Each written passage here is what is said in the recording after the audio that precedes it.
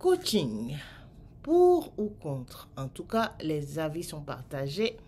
Mais au cours de cette vidéo, moi, je vais me dévoiler un peu plus et je vais te donner les raisons pour lesquelles j'ai décidé de m'engager dans le coaching.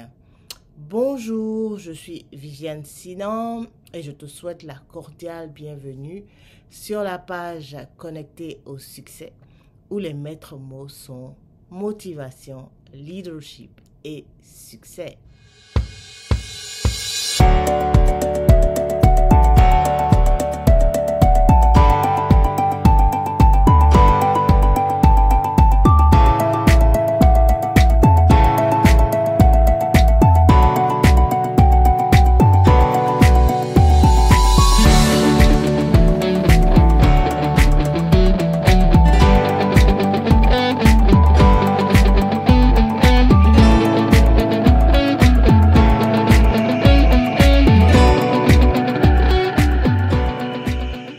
La première raison pour laquelle je me suis engagée dans le coaching, c'est parce que j'ai un parcours marqué par la singularité, un parcours marqué par des défis et des challenges. Je vais t'en donner juste 3.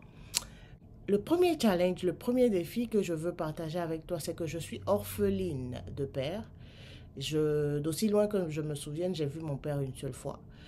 Et je n'ai pas grandi avec ma mère. Donc, ça fait 2 choses pour lesquelles j'ai toujours recherché l'amour. Mais je pense que j'ai surtout longtemps recherché l'amour d'un père. Et cela a certainement influencé mes relations avec les hommes ou mes relations en général. Donc, j'ai toujours été à la recherche de l'amour dont je peux comprendre quelqu'un qui ressent ce vide, qui ressent ce manque.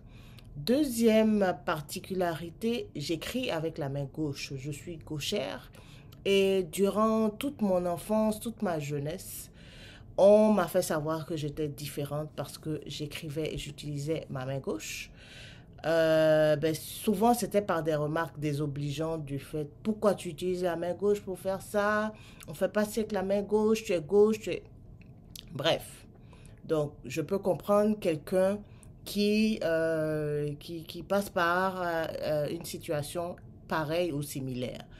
Et troisième chose, c'est que durant toute mon adolescence, j'ai été l'objet d'intimidation de la part de mes amis, de la part de personnes qui étaient proches de moi, qui m'identifiaient à mon nez. Donc, pendant longtemps, le reflet que le miroir me donnait de mon visage, de mon nez, je ne l'ai pas accepté, je ne m'acceptais pas, je ne m'aimais pas. Et donc, je peux aider quelqu'un qui ne s'accepte pas, quelqu'un qui ne s'aime pas à s'assumer. Deuxième raison pour laquelle je me suis engagée dans le coaching, dans la formation, c'est pour nourrir ma soif d'apprentissage et de développement. J'ai toujours aimé apprendre, je suis quelqu'un qui aime fouiller, qui aime chercher, qui aime explorer et j'ai toujours souhaité faire dans le domaine de la communication, mais pour des raisons qu'on s'imagine, les parents qui souhaitaient que je m'engage dans une certaine voie, je me suis engagée vers le droit.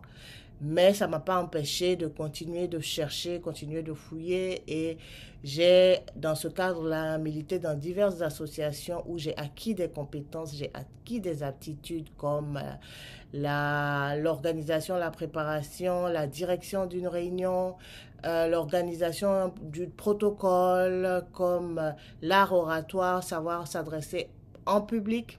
Tout ça sont des compétences que j'ai apprises, que je peux partager avec ma communauté. Et la troisième raison, et non des moindres, c'est parce que je veux aider. C'est parce que je veux aider ma communauté. Je veux aider les membres de ma communauté à s'affirmer, à prendre leur place au sein de la société tout entière. Je constate qu'il y a une très faible estime de soi au sein de ma communauté et je veux apporter ma pierre pour amener ma communauté à exprimer son leadership, à révéler le potentiel qu'il y a en elle, à connaître sa valeur et à prendre sa place. Je dirais jamais assez parce que le potentiel, il est immense, mais il est inexploité. Et je pense que c'est le moment d'offrir au monde tous ces talents. C'est le moment d'offrir au monde tout ce potentiel. C'est le moment de s'éveiller à soi. C'est le moment de s'éveiller au monde. Voilà en quelques points les raisons qui m'ont poussé à m'engager dans le coaching et dans la formation. Si tu as des questions, n'hésite pas à mettre quelque chose en commentaire, ou si cette vidéo t'a plu, n'hésite pas à mettre un pouce ou un cœur.